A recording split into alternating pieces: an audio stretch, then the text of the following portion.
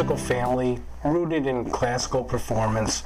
How did you come to choose guitar as your primary instrument?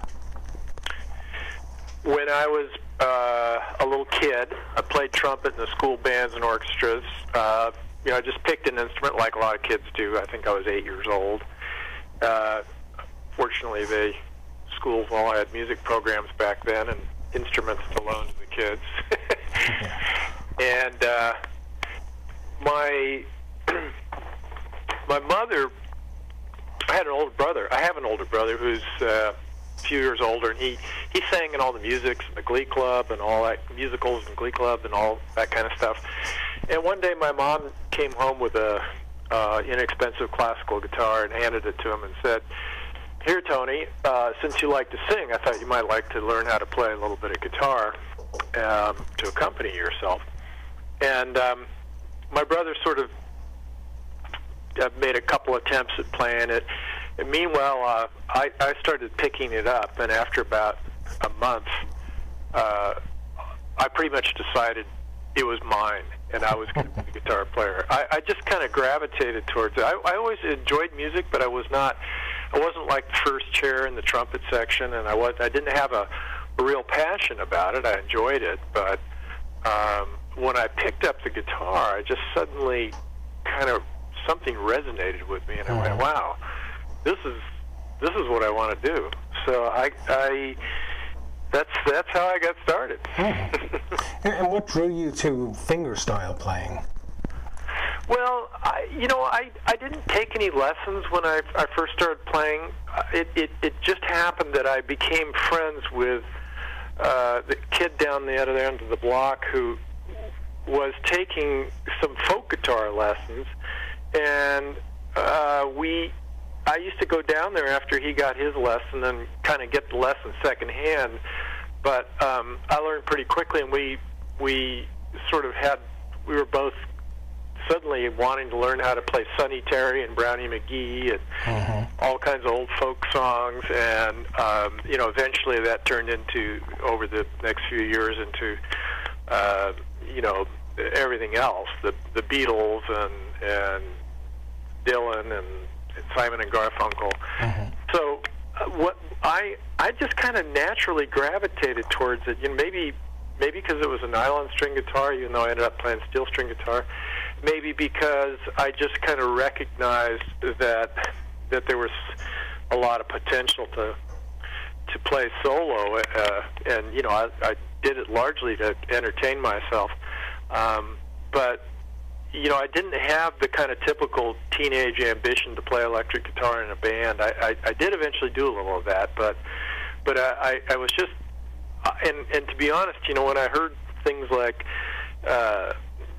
Simon and Garfunkel, and Paul Simon is a great guitar player, and some of those are, especially those early recordings, he plays both strumming and fingerstyle, but I just really liked that stuff. And then I heard Mississippi John Hurt, a great finger picker, and eventually I heard Leo Kottke, and it was like, okay, that's it. I'm throwing away the flat pick.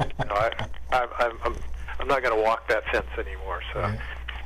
I saw an interesting footnote in some of the literature I was reading about you and about your past, and one thing that kind of jumped out, which I thought was very interesting, was your association with Mark Levine. What made you seek him out for jazz piano training? Well, that was many years later. In fact, I started studying with Mark after I already had a recording career. So, it was some years later. I never really played piano when I was a kid. When I went off to college, I was really fortunate to take some jazz guitar lessons. I went to UC Santa Barbara briefly for almost a year. And when I was there, somebody said, "Hey, you should take some. There's a great jazz guitar player here. You should take some lessons with him." And I didn't really know who he was until I went and took a lesson from him. This guy named Bill Thrasher, who was kind of Joe Pass's go-to guy for transcribing his solos, and they were buddies, and he helped co-author a lot of those early Joe Pass books. And so I went and studied with him a little bit, but I only studied for a few months because then, you know, I was a restless time for me. I dropped out of school and I ended up being a street musician. But very quickly, just to flash forward, you know, some years after I'd already had a career playing solo guitar, I thought, you know, I'd like to kind of come back and study jazz a little more. I didn't really go as far with it as I wanted, and I just thought the piano is such a great instrument. Guitar is a great instrument to play jazz on, but piano is such a great instrument to learn the theory and the harmony and all that stuff. So somebody said, oh, you got to study with this guy, Mark Levine. And Mark is this incredible teacher, and, you know, he has some amazing books on jazz piano that you know, people use like all over in the jazz world, because I think, you know, these are some of the best stuff out there. So I just said, all right, I'm going to study jazz piano, and I don't have a lot of chops to this day, but I can kind of sit down and read you know, an easy jazz chart if it's not a bebop tune and I have to play the melody too. Yeah, it's interesting, you know, when you using the keyboard to try to work through theory. It's literally like having an open book in front of you, you know, the keyboard. Yeah. Now, and I understand that you were born in Japan. Right. Have you ever had the desire to return there to learn more about that culture and its music? Well, I've been over there to play a few times, but never stayed, you know, for very long at a time. You know, I was born there in '52. My parents were both American. They were involved in languages during World War II, and my father continued to be after World War II, probably being a spy or something. It was all very kind of secretive, but then again, I wasn't really born yet, and by the time I was born, they'd already lived in Japan for 5 years in that you know, post-war period, and my father had a business international representing trade between U.S. and Japan. I think largely offering his language services and his ability to you know, facilitate meetings and that kind of stuff. But when I was my parents came back to the States when I was 2 years old, and then they got divorced shortly after that. My father moved back to Japan, and I didn't really know my father that well.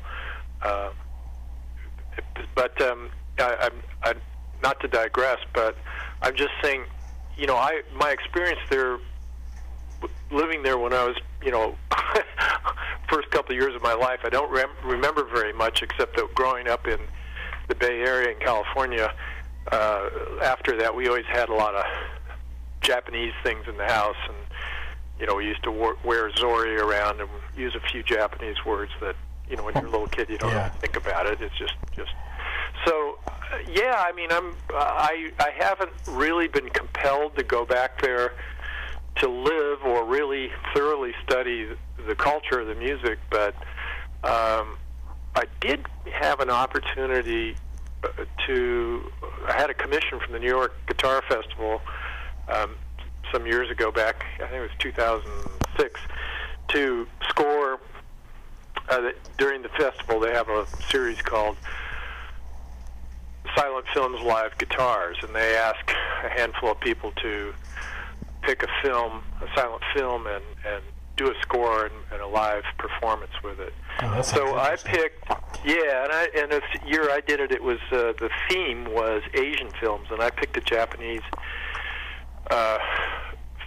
film called The Story of Floating Weeds, and by Ozu, Ozu, Yasujiro Ozu, and beautiful film. And so in the process of scoring that and trying to get inside it a little bit, I took a little bit of time to learn a little bit more about Japanese culture, and I wouldn't say I did a very exhaustive study of the music, but I got a little bit more familiar with the traditions of the koto and some of the other instruments, sure, traditional Japanese music. And you, I guess you just mentioned before too, you originally studied economics, but then you almost went immediately into performing. But what gave you the signal that your destiny was somewhere other than economics? How'd you make that switch? Yeah, actually, I was getting a degree in geography. I got a degree in geography in what's called the economic or urban geography. So, I was ready to go to graduate school at the time that I made my first recording. I think like a lot of people at my age, I started out in college in 1970 and ended up with a degree at the end of 1978, which meant I dropped in and out of school a lot and tried different things in between. Right. But, it was the Vietnam War era and all, at the beginning of that anyway. And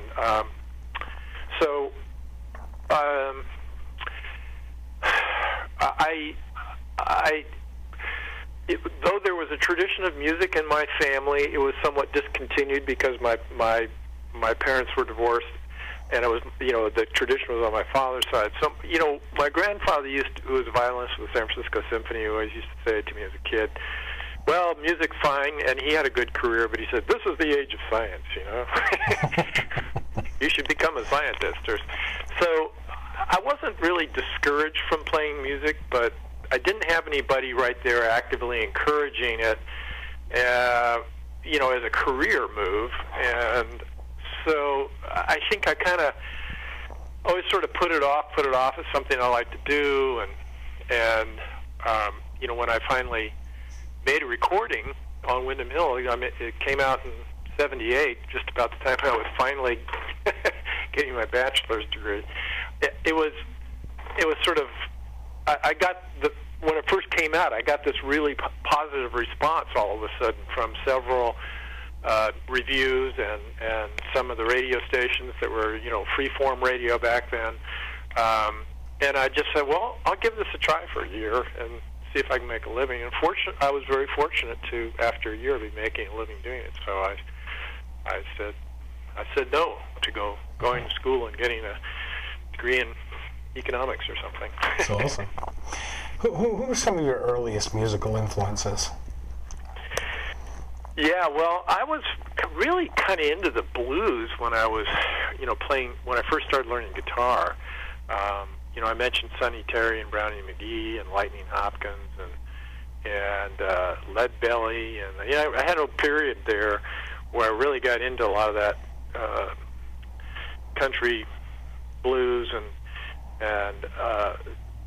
I actually played blues harmonica pretty well when I was a teenager. I wasn't great, but I was good enough to sound pretty good. and so that was pretty influential. Yeah, I suppose the other thing is, again, because my family was musical. When I was a little kid, we always heard. My mother was a huge Louis Armstrong, Ella Fitzgerald fan. I remember she took me to see the Preservation Hall Band when I was a kid from New Orleans, the traditional Dixieland band. Yeah, sure. And so that was a real strong influence too. I think we were taught as kids to really appreciate that whole the jazz and the African American thing, as well as all kinds of music, really, but as well as classical music. And so we must have. I remember my mother just wore out that Louis Armstrong and Ella Fitzgerald doing Porgy and Bess. So that would be George Gershwin as well. Yeah. And so that I think made a strong impression on me as a kid. And then of course when I became a teenager, I got into all the folk and blues and also of course all the rock and roll. So I'd have to include Simon and Garfunkel and the Beatles and and all the rest. So. Yeah. Now, I mean, after you made a recording with Windham Hill, you got some recognition.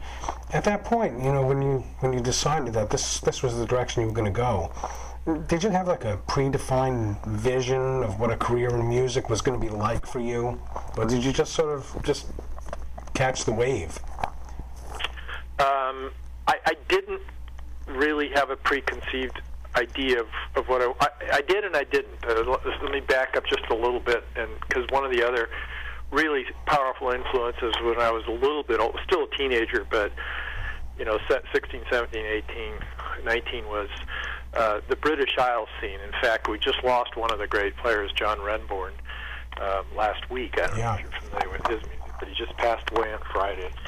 And he and Bert Jansch and the group Pentangle were also a huge influence on me. And in fact, that I think was kind of one of the defining sounds for me, as a teenager and into my early 20s, that I thought, if I could sound like these guys, or if I could take some element of what these guys do and combine it with my own, my own voice, as it were, that would be really cool. And my very first record, Turning Back, which came out in '78, I thought there's a couple pieces on there that I would say definitely were strongly influenced by John Renbourn and Bert Jansch. But I also had a piece on there that I felt the title track was influenced by Keith Jarrett. So by then I would also become interested in jazz and all kinds of music. So pretty eclectic thing there. But did I answer your question? Oh yes, very much so. According to like some of the information available on the internet, I was trying to just do some calculating. You have released or at least featured on 17 recordings, but as I was going through, I saw a mention of a new CD. Is this so? Because I wasn't able to actually locate it. Is there a new CD of yours that's out? Yeah. No, in fact, I have not made a recording for a while. It's been a kind of a long period of no recording for me. The last recording I made with my name on the front was the 2006 Demania CD, which is a trio that I did with myself and Michael Manring, extraordinary bass player, Chris Garcia, who's a percussionist who also plays with the Grandmothers Reinvented, as well as a lot of kind of world music groups, especially with Latin American influences. Yeah, and if I could just jump in there, I mean, that album is extraordinary. I mean, it's really fabulous. Do you still play with that trio at all, or is that's now in the past? Well, we did play on and off for up until about 2010 or 11, and it was hard because we all had other things that was sort of taking precedent one way or another. So I had my solo career. Michael Manring had his solo career, plus every up-and-coming acoustic guitar player in the world wanted him to record on his album, and he was also playing out some with other groups as well. And Chris Garcia was getting real busy, just playing with the Grandmothers Reinvented and all the other groups that he plays with. And we just we said, well, let's take a break, and we haven't come back to it. So there was no split like, hey, we don't like playing together. And we were just, everybody was getting a little tired of trying to hustle and find those areas in the calendar where we could actually find time to play together. That's a beautiful chapter, really. It is. And now in the past, on some of your other albums, I mean, you've paid homage to important folk artists like Simon and Garfunkel, James Taylor. Do you consider yourself a folk artist? That's a good question. I've never fit in very well into any particular category. again, going back to my very first record, 1978, Turning Back, I remember that was Windham Hill was just starting to get records into stores back then, and mine actually got a very good reception. I remember being Tower Records coming to the label, which was just a tiny little operation then, and saying, where do we put this? We're selling it, but we don't know where to put it. We've put it in the folk section, we put it in the bluegrass section, and we put it in the classical guitar section. We don't really know where to put it. And this was before the whole New Age thing kind of broke open, right. For better or for worse. But it was it just nobody really knew what to do with it. But at the same time, we were getting a really good response, and so. I would say certainly my roots are in folk music, even folk and blues, even though I've never really blatantly. I did one album called The Bolivian Blues Bar, which had some jazz standards and a couple blues pieces on it. But, it's not... It's always been a challenge. And then the New Age moniker kind of stuck, and then... later on, I put out a couple records, including the Bolivian Blues Bar, especially the Tata Monk, and even the Domania. Those got most attention from jazz, the jazz media and so forth. So then people started calling me a jazz artist. And now I'm writing some music, and I'm going to be starting to tour a little bit with a classical guitarist named Andrew York, who was with the LA Guitar Quartet for many years. And so some people are starting to look at that and go, oh, that looks like kind of new classical stuff to me. So, ask me again in 5 years, it'll probably change. How do you, looking at it, more generally, how do you view yourself as an artist? Well, the one thing I've tried to kind of stay true to over the years is having my own take on doing things. So, for example, when I did do that in '99, I think it was, I did this album for Narada Jazz called Bolivian Blues Bar. And even though I'd play a little bit of jazz and I'd listen to a lot of jazz, and I never thought of myself as a jazz player, and I still don't primarily, but when I recorded those songs, I didn't want to. I waited long in my career to record something like that because I knew I wasn't going to make a jazz recording that was. People were going to go, oh man, that guy can really blow over changes, with a killer rhythm section.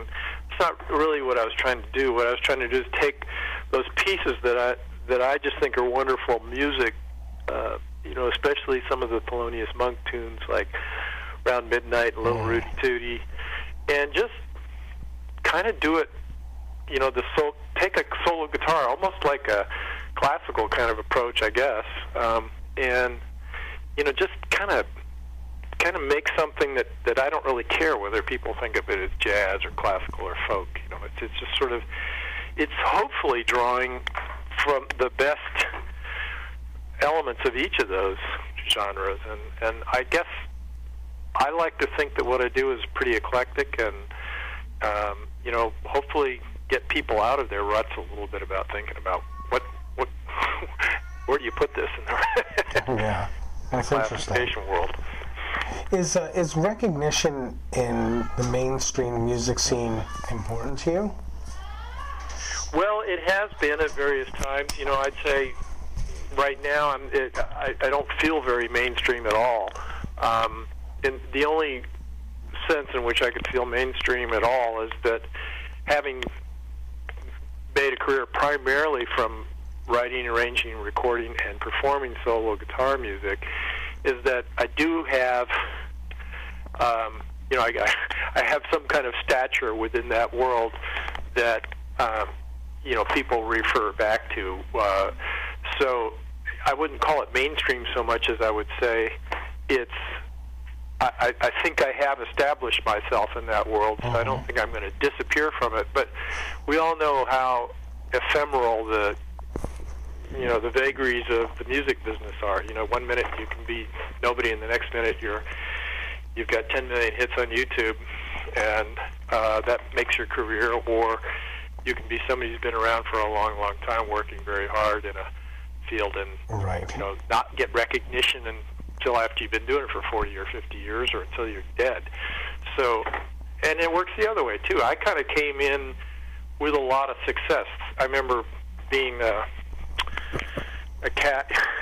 I remember I think it was after my third record, Clockwork. I got a Cashbox magazine put me in the top 5 artists to watch for in the future, which along with it was a list that included Wynton Marsalis and Bobby McFerrin, and can't remember who the other 2 are now, but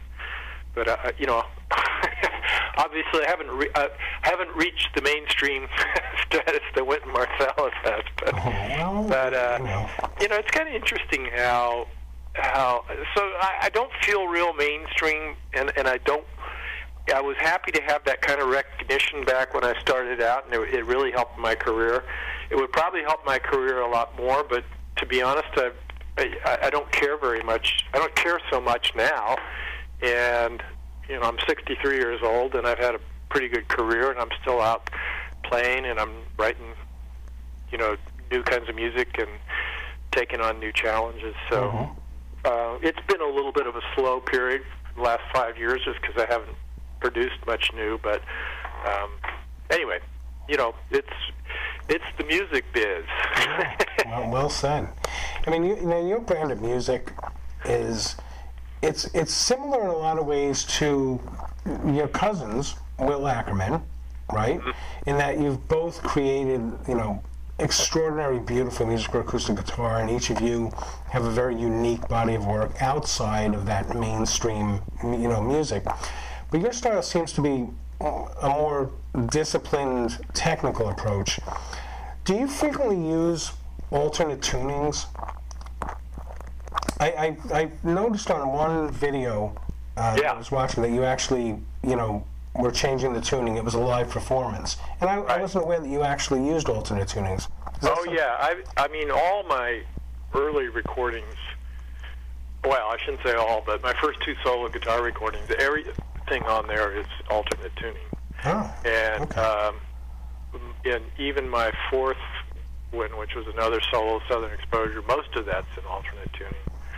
I started out playing in standard tuning, and that's how I learned guitar. But I pretty quickly experimented with some alternate tunings, and then by the time I made my first recording, I had come up with some of my own tunings and used those for my own piece. And I think it was a very important and integral part of the music.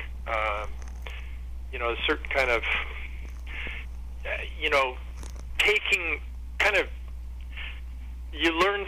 For me, I was sort of disciplined in a way. I worked pretty hard, and after studying jazz, and then I picked up kind of classical guitar, studying on my own.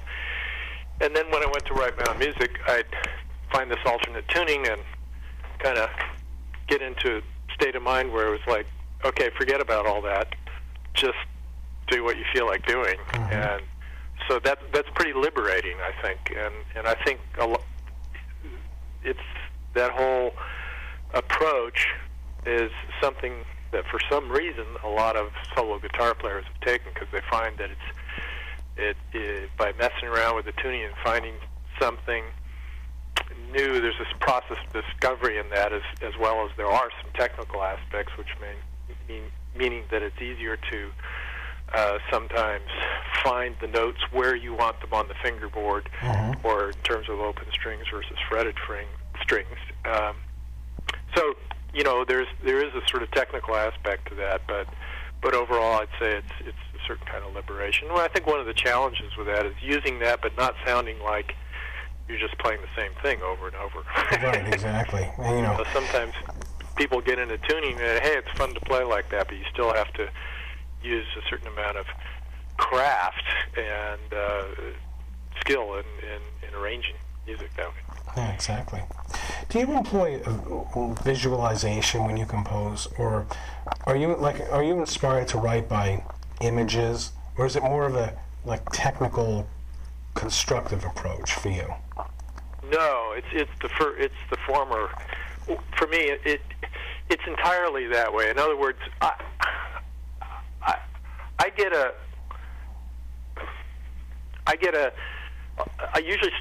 a piece usually starts with me having some kind of a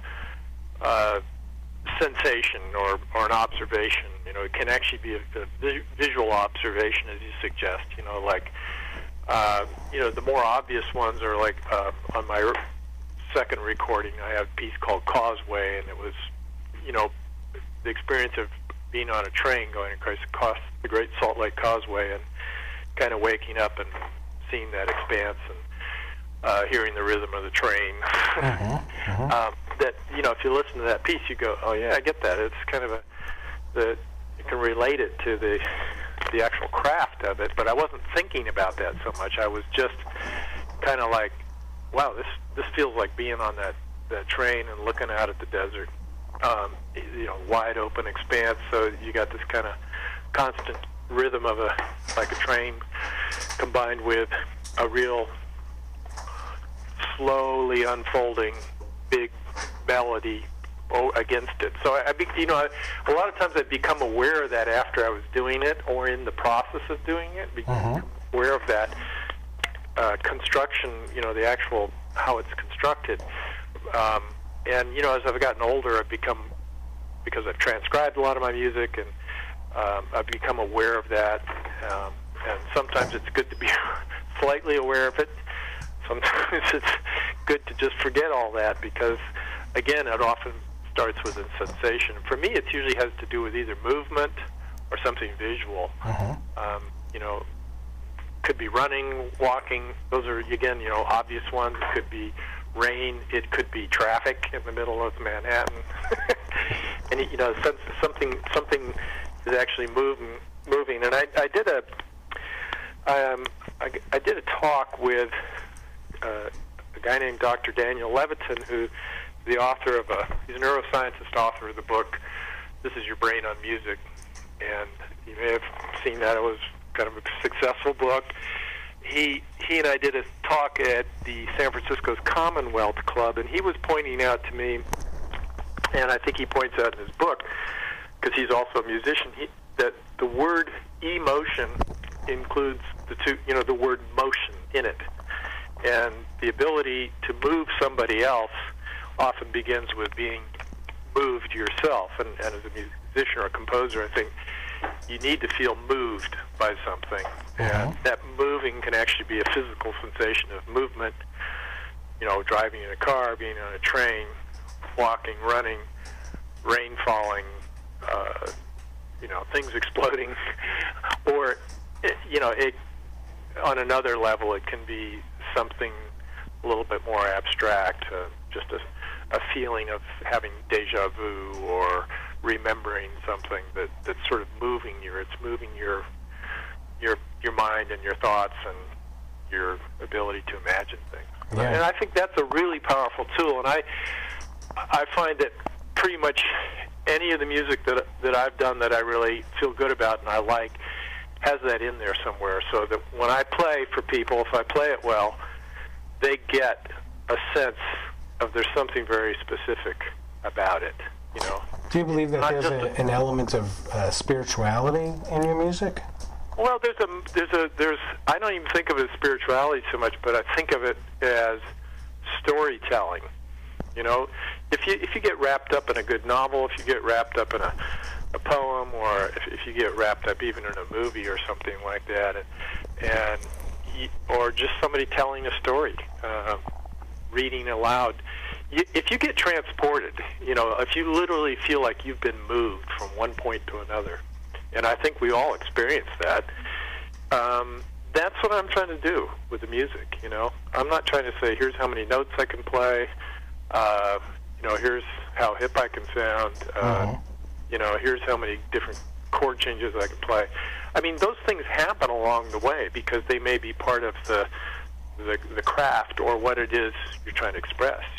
If you're trying to express a sense of very rapid movement, or even better, well, what I try to do a lot of times is combine something very rapid with something very slow.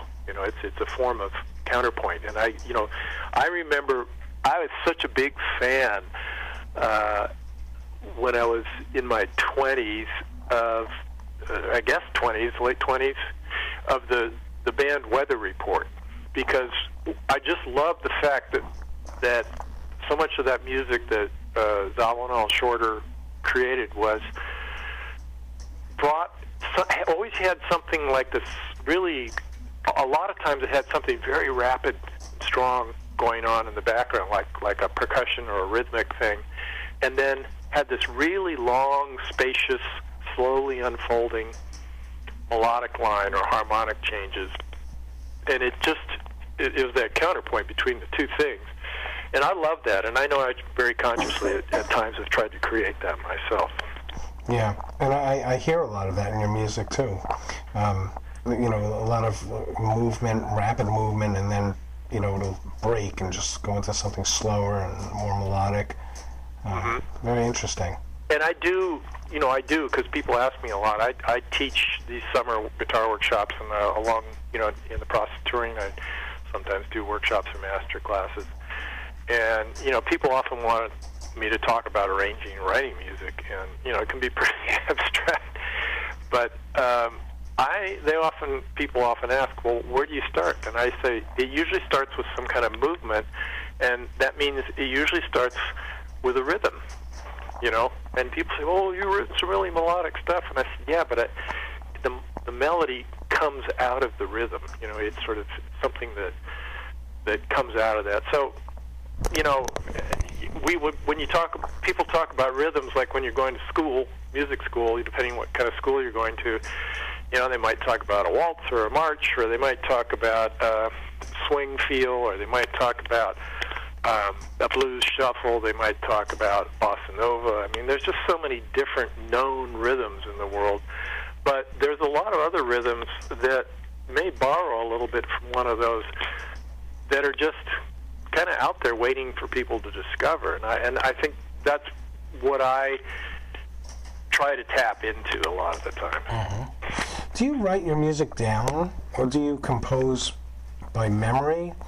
How do you approach that? Well, from the time that I made my first recording, i.e., kind of put all together the pieces that I wrote in my early 20s, till now, it's changed a lot. For the first 15 years, I hardly wrote anything down, and I just sort of do it in my head, and it was sort of like a process of trial and error, and I felt that sometimes it was like improvising. I'd have these little improvising sessions where I'd improvise on themes until I found different components that I wanted to put together, and then I'd kind of craft it together in a more composed form. But I never wrote it down until Hal Leonard asked me to do a book of my guitar pieces. I think it was around 1990, and they said we can have somebody transcribe it, and I thought, no, I think I should do it myself. It's a process that I should go through, and plus I want to make sure it's done right. And so that process was a very transformative experience for me, because I had never really done that before, or if I had a very small amount. So I really had to think a lot. And one of the really, it sounds incredible, but one of the things that I discovered, and I think this can happen a lot with people who are solo musicians who are not writing their music down, is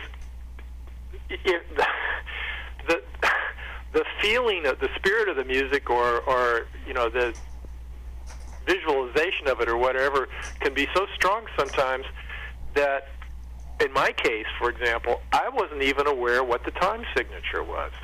And it wasn't that I didn't know what time signature was. I'd studied a little bit of music when I went to music school, and then been playing since I was a kid, and I knew what a waltz and a march was, and cut time and things like that, right. what swing was. But I'd actually sit down and go, okay, what's the meter here? And it was like I had to actually think about it. It's very tricky. It's true. Unless you're reading music, unless you're sight reading, time signatures are irrelevant. You know. Yeah, and it was. Yeah, and it wasn't so much that it was hard. It was just I'd never thought about that. Right. How could I have written this piece, put all those hours in, recorded it, gone out and played it for people a number of times, and then somebody says, "Hey, what time signature is that?" I'm going, I don't know. Let me think about that. And then, to your horror, you may find that there's like 18 different signatures in a piece. Yeah, well, sometimes that would happen. Definitely, a lot of my music will have little,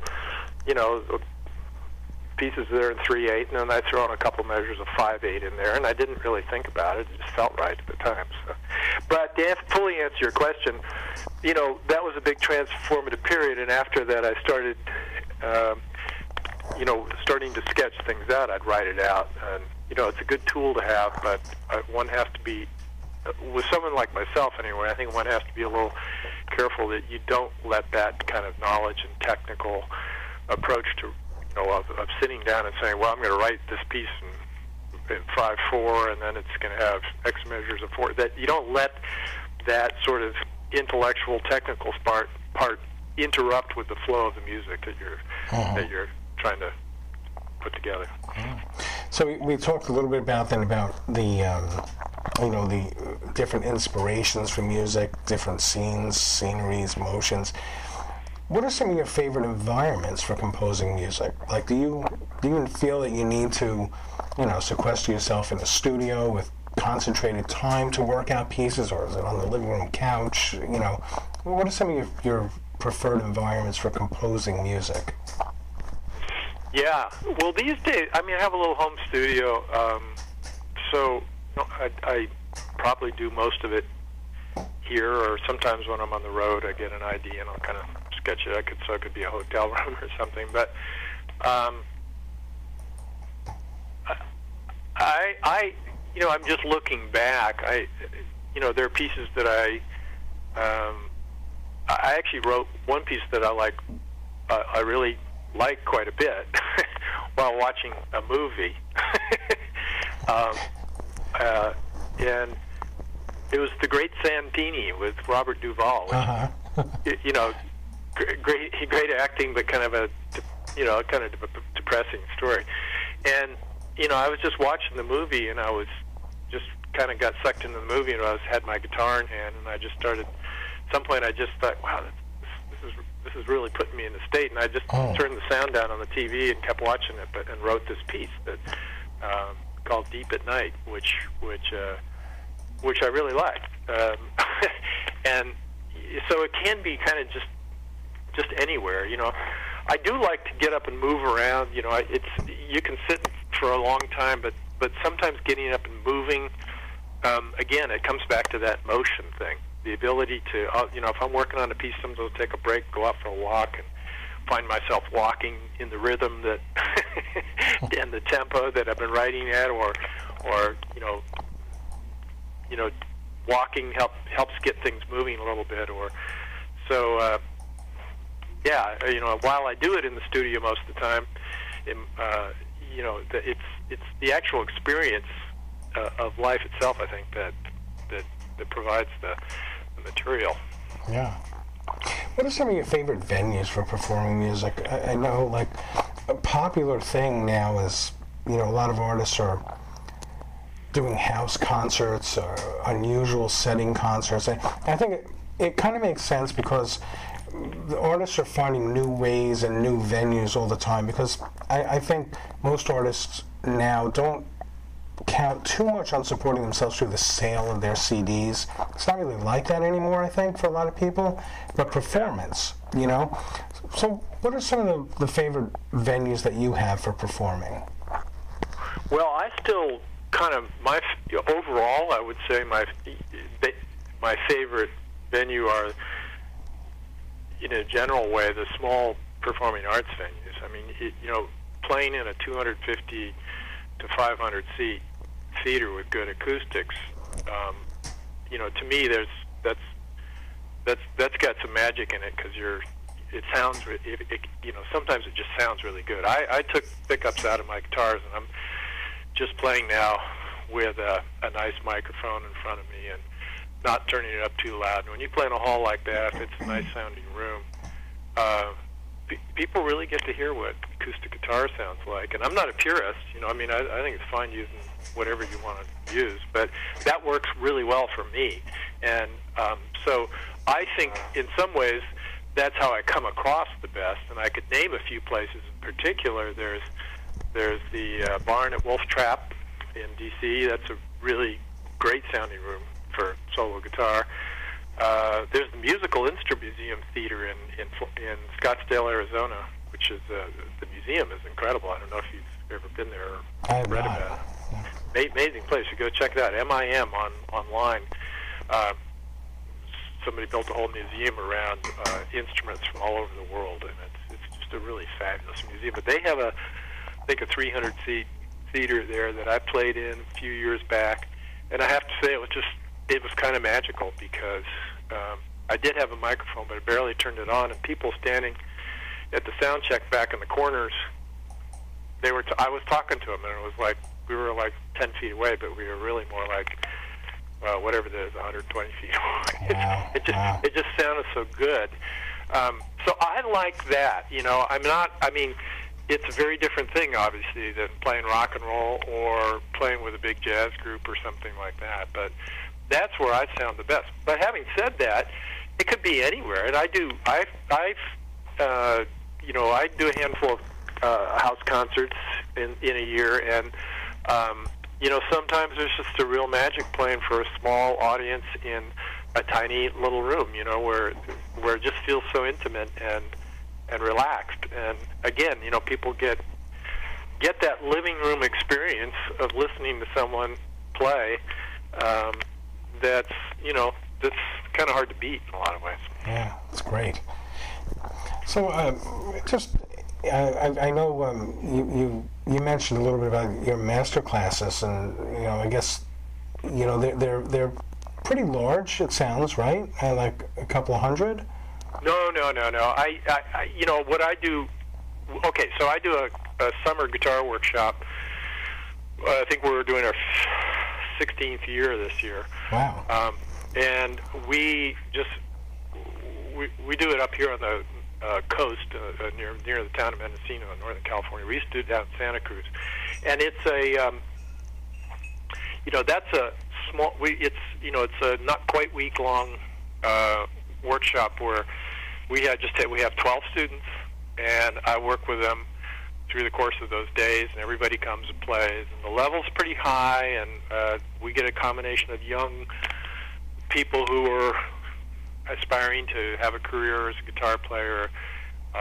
Some of them are also in college or high school programs, and then we all, the other half are what we jokingly call the doctors, lawyers, software engineers. People who played guitar when they were younger, they were really into it.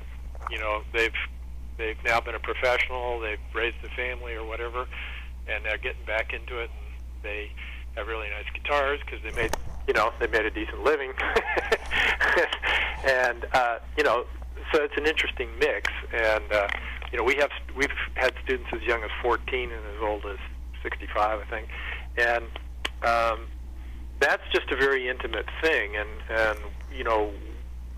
again, like I say, the level of that is really high, and it's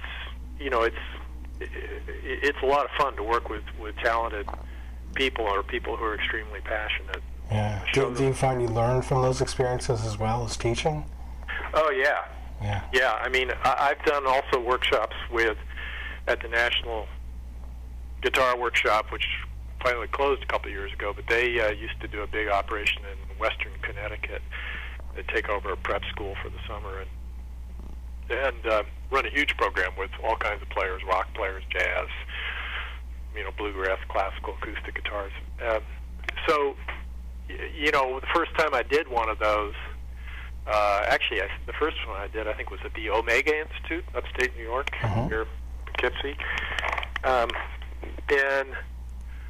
I hadn't done any of that before, and I was not that well prepared, and I had 15 students per week, and it just about killed me because I got so exhausted mentally and physically from trying to articulate what it was I do and how to communicate, transfer that experience or communicate that experience to these eager guitar players. And, you know, now that I've done it, so that first time I did it, I learned so much about myself. I learned that, for one, I wasn't very good at it yet, but B, I also learned, you know, trial by fire, so much about how I work. And I think that's one of the things about teaching that I've found very interesting over the years, is that you really have to sit down and examine what it is you do and how you do it, and figure out a way to organize those ideas and articulate them and then pass them on to other people. Are you frequently asked for musical career advice in these forums? Yeah, sometimes. You know, I've had a couple of students come through my workshops who've gone on to successful careers playing guitar, and you know, they'll often ask you, you know, like, well, what do you think I should do? You know, I had this guy who's going to Berklee School of Music now, and he started coming when he was 15, and he was one of these super talented young kids that each year he just, you know, his progress was geometric, and you just go, wow, I wonder how much better he's going to be next year. And then he was actually more than that much better. And, you know, so, you know, I wrote a letter of recommendation for him, and, you know, he sort of asked me, well, what should I focus on there? And, you know, should I focus on the writing side or the performance, do you think? You know, I don't have the answers, but you know, you make your observations and, you know, try to give them any direction that you think might be worthwhile. Yeah. Have you ever explored producing other artists? Well, I've done a little bit of it. It's not something I really spent a lot of time doing. I've produced a handful of records for other people. Did one for a folk singer named Alisa Feynman. She lives on the Central Coast of California. She had this project. She came to me. I'd met her, gotten to know her a little bit. She was wanting to do a recording of songs in Hebrew, but in kind of a more contemporary singer-songwriter sort of way, I guess you could say. And she also wanted to have some of them have some Arabic in it. So I helped, you know, find all the musicians and produce an album. We got a lot of Middle Eastern musicians on it, and it was a fun project, and I think it turned out really well. And you know, it wasn't pretty obscure record, but very satisfying to do that. And I think she got a couple cuts on the what's the World Music Sampler that you find in all the stores. Not WOMAD? No. Not WOMAD, but anyway, I'll think of it in a second. But anyway, and you know, I've produced some of my own records, and I produced some collaborations that I've been a part of. Like I did this Tata Monk record with a guy named Kike Cruz, who's from Chile, and he plays all the folk instruments, and we put some jazz musicians together and arranged. Spent a lot of time, he and I, arranging music and getting the Andean rhythms right and fusing it with jazz. And so, you know, I produced that, and it was a lot of fun because you really kind of have to step back and see what, you know, look at the talent somebody else has and try to bring the best out of it. Yeah, that album is really like a study in rhythm. It's it's very lively. It's an awesome album. That was a really fun recording to do. I had spent, in the 80s, I went down to Bolivia a number of times. I had a good friend who's Bolivian, who I met in San Francisco, and he invited me down with a couple other friends, and I went and I made some field recordings of Andean folk music in the villages and the altiplano, and he introduced me to a lot of musicians, and you know, it was kind of an inspiring thing for me because I love that music. Some of it's deceptively simple, but actually when you kind of get inside the rhythms, you go, wait a minute, this is kind of tricky. And, then I met Kike Cruz, who was living in California, who grew up in Chile playing all those folk instruments. And he'd done studio work in L.A. for a while, played on some films, and I actually even went out on the road for a tour with Jackson Browne and playing, different the flutes and the charango, the little 10-string instruments that they play there.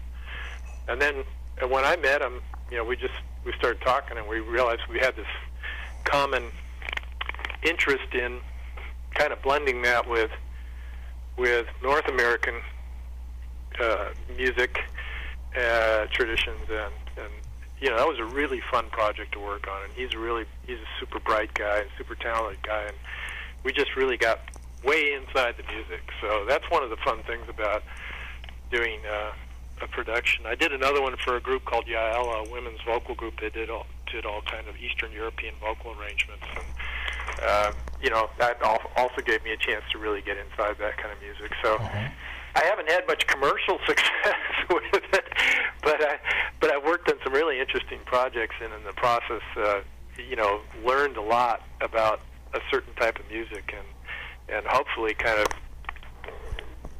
rubbed off on me a little bit and find its way into the music that I do myself.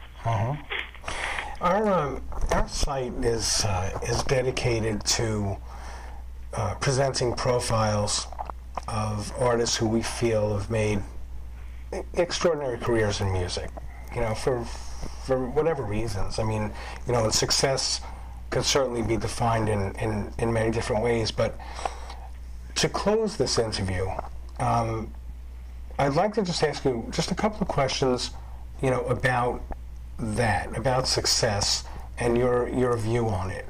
Our readers find it inspirational, and I'd just like to explore just a little bit in closing. So, what is your definition of success? Well, I suppose there's many definitions of success that I would recognize and say, well, this could be success, or that could be success. I think, fundamentally, though, I think it's the ability to follow your passion and be able to make a career out of it without giving into the pressures that might cause you to do something that you don't really want to be doing. Does that make sense? Yeah, it sure does. It takes a lot of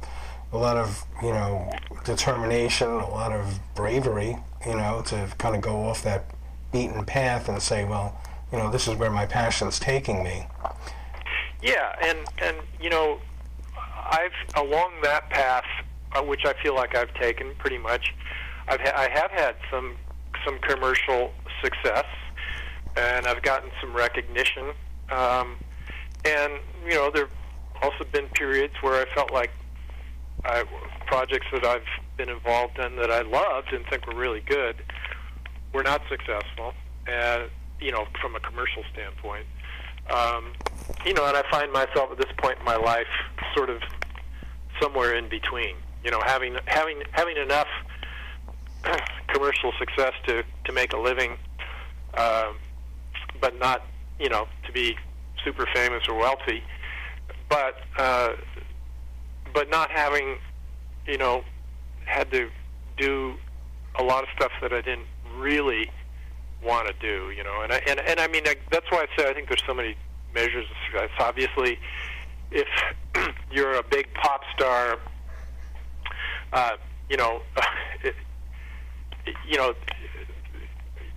if you're Katy Perry, you're having huge success for obvious reasons, and I don't know her really anything about her, but if that's what she wants to be doing, then I'd say my hat's off to you, because you're doing what you want to do and you're being hugely successful with it. But we all have to kind of look and say, well, what is it we want to do? And I know there's all these little twists. For me, there've been a lot of twists and turns in life where I said, yeah, I want to do that. That's going to be great. and people looked at me and said, "Really?" And and they might not have made me any money, but I'm sure glad I did them. That's awesome. Well said. What's the next evolutionary step for you and your music? Well, I've been playing this instrument called the Harp Guitar, which has 6 extra low bass strings, which have no fingerboards. Yeah, I saw a picture of that. It's huge, right? It's not actually huge, but it has this extra big arm that comes around. So in a way, it is kind of huge. And I'm not the first one. People have, the instrument was actually quite popular around the end of the 20th, end of the 19th century, early 20th century. It's having a revival. So there's a lot of people who are playing it very well. And I finally, friends kept saying, you got to play. So I finally started getting into that. So, that's one thing is, kind of expanding the actual instruments that I play on. The other thing that I mentioned to you earlier, I've been writing a lot more guitar duets, and I've had a couple chances to do some work with string orchestra. I had a commission in 2006 to do something with a violinist named Jeremy Cohen, who now has a really great string quartet called the Quartet San Francisco. They do mostly jazz and music that's composed for them. But they'll have those somewhere back there. They've got those classically trained reading chops and just chops in general. Yeah. They're also really good jazz players. They also play tango really well. I want to do more of that. More orchestrated music. I always tell when people one of the things that people have observed about the music that I write for solo guitar is that it has a very highly orchestrated sound, meaning you can kind of pull it apart and go, wow, there's a lot of different parts in the music, and there's a lot of different tones and colors and effects and so forth. But, I kind of want to take that now and, open it up into work for bigger ensembles. So, I don't know. I'm hoping someday there will be a De Grassi Symphony No. 1. Our final question is kind of a little outside of music. Outside of music, what are some of the things that you enjoy doing? Well, I moved from San Francisco to the country about 20 years ago, and my wife is from London, and now we live in a kind of a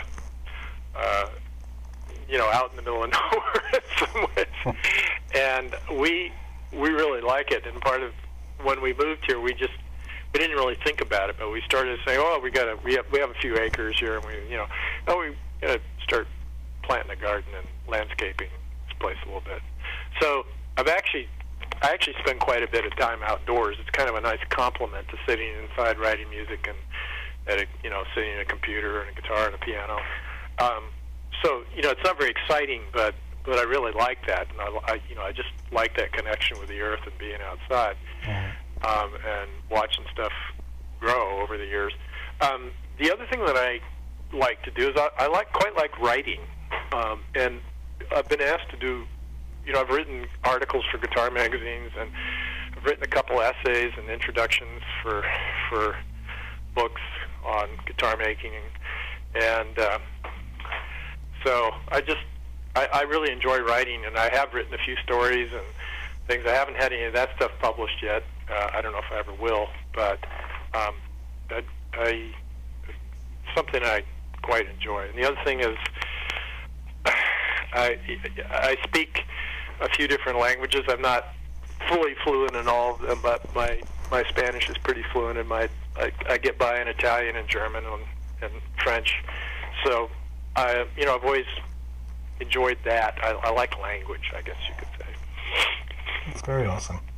Alex, it's been an absolute pleasure speaking with you. It was, like I said, this was a real privilege for us, and it's just nice to hear about some of the things you're about and what you're up to.